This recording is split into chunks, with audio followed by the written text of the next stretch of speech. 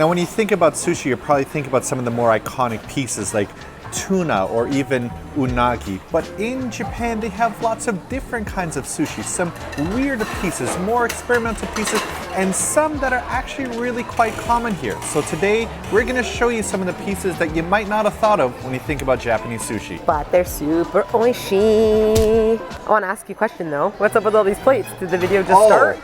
You see, before we do our videos, we do a lot of research, all right? So this is our research, our prep work, all right? R&D. This is our location scouting. We take our job seriously.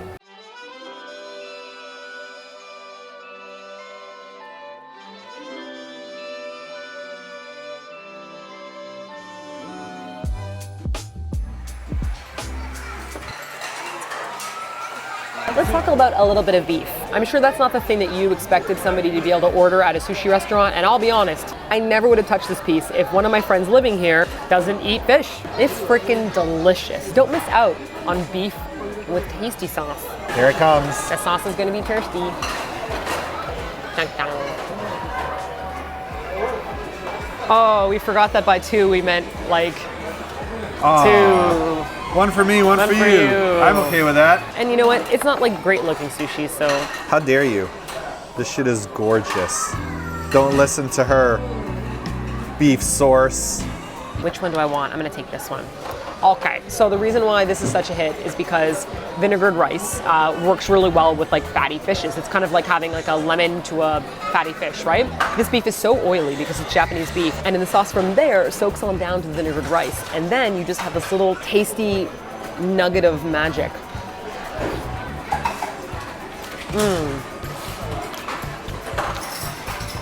Come on. It's like the equivalent of Christmas time when you have a good piece of bread and you dip it in that gravy at the end. Ooh. And so when you bite into it, it's soft. Oh man, that's my squishy. favorite thing to do. I know, but it's still kind of Cleaning holding plates of together. bread? Yeah, do you want your piece? I got my own plate, girl. What are you talking about? I'm gonna put it into your mouth. Oh, feed it to me.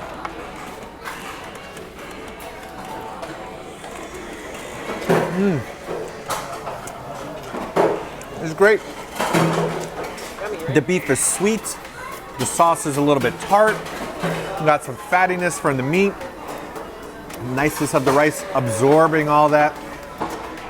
I know you wouldn't think about having beef at a sushi restaurant in Japan. Just try it. You might not think it's authentic, but it's really good. Now you guys might call this conveyor belt sushi, at least we did when we were in Toronto, but in Japan it's called kaiten sushi, which literally just means like rotation and sushi. And the inventor of it was actually from Osaka, and he got the idea when he saw beer conveyor belts inside of a warehouse. So he saw this beer tour and he was like, well, I'm a sushi chef, why don't I try building one of these? And he spent 5 years to try to build it with the right speed. 1958 is the very first time one opened up, and they've been in Japan ever since. And I think it came to us in like 2000. Right. The first time it opened up in our city, we were like, this is amazing. God, I can't believe this. We couldn't get in. There's also lots of seasonal and limited edition items that are only around during the winter or the summer or the spring, so make sure you peruse the menu. This one was super duper nice. Sea urchin and shiso leaf in a little hand roll. Oh my gosh, and gunkins? I didn't even know what these were when I first came to Japan. It's basically just rice that has roasted seaweed around it, and then it's just filled with magical little goodies. All right, Yulin Egg. Unagi and soft-boiled eggs. That seems like a win to me, don't you think? Here they come. Yeah, boy. Wow. Ooh. Oh my god, what a saucy surprise you were. I certainly hope you're listening to this with headphones on because, look at that ooey gooey sweet tare just coating those super lush eggs and crispy unags. Now this is eel with soft-boiled egg. It's a piece that we've never had before because one of the things we really love about these sushi shops is that there's so many things that are seasonal. What we're getting here now, we might not be able to get next month, and what's available next month won't be available the month after that. So try a different piece that you might not be expecting. Don't come into a sushi place with preconceived notions of what you should eat. Just be open to whatever's available. Go crazy. Was it a good idea? I think it was going to be a real good idea, right? And you love unagi. Fattiness and creaminess is always a good topping on vinegar rice. You need that balance between vinegary and creamy, vinegary and fat. This is a great piece for it. The beef piece is a great piece for it. Fatty fish, and this too. Would you like this piece, love? Yeah. I'm gonna feed it to you lovingly. Don't you me, girl. You accept my romances. There's a reason why I need to it though. Why? Because I'm wearing lipstick, and girls know how to eat food with lipstick, but you're just gonna take that piece and mash it all over my face. I might. So thank you. I'll imagine in my heart of hearts that you're feeding this to me lovingly. Woo doo doo, woo doo doo. It becomes so sticky and luscious. It turns into like a TKG in your mouth. Yes. The rice starts to coat it. Ooh.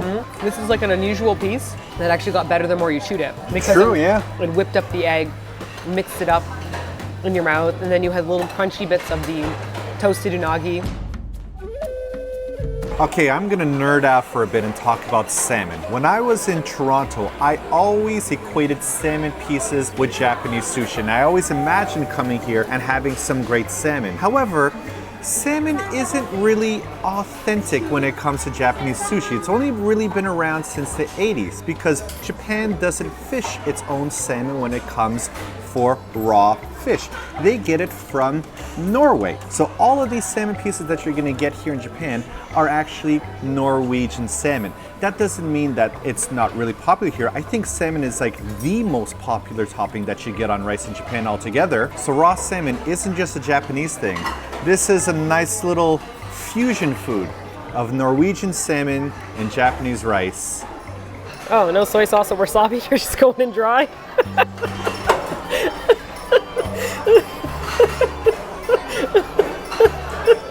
You need a glass of water. It's so dry. Your weed killer here. Oh my gosh, Dougie.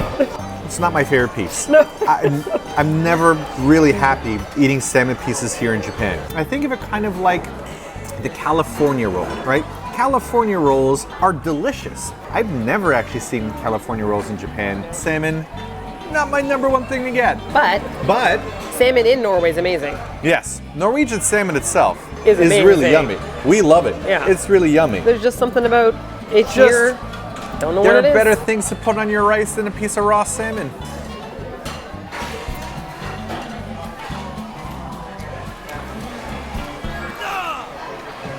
Absolutely too much wasabi. Absolutely. Absolutely too much wasabi. Oh no, came back for more. This is like when we go on those TV shows and I've eaten so many wasabi balls hidden in things. Girl, you gonked that on. It was like a line of toothpaste It you put was. on there, girl. Oh my god. There's a lingering burn of wasabis happening. And just like the old folks tales your parents will tell you, everyone always tells you something different for getting rid of wasabi burn. They're like, you gotta open up your mouth and breathe in through your nose. I don't think anyone knows what they're talking about. I think it's just like brain freeze. You just gotta get through the brain freeze, you know? Just gotta suffer. Yeah. In a completely unrelated note to salmon, I would say don't order the salmon, but instead order the scallop. It's called Hokkaido Scallop in this case, and other times it might be like hotate in Japanese. I don't really think I was that into eating raw scallops when I was growing up in Canada. Like I just don't think I would ever even order a scallop or think about ordering a scallop, and that was like rich people food if they had scallops on their things. Oh shit, mine's so heavy, fell over. It's super sweet, it's super smooth, there's no tendon, there's no scaliness, there's no crunchy bits. It's like the ocean's marshmallow. I've definitely had like bad salmon that I didn't like, but I've never had a bad scallop. Sushi shop. Sushi shop has got a really angry baby. Did you hear it? It's an unhappy baby. Unhappy, yeah.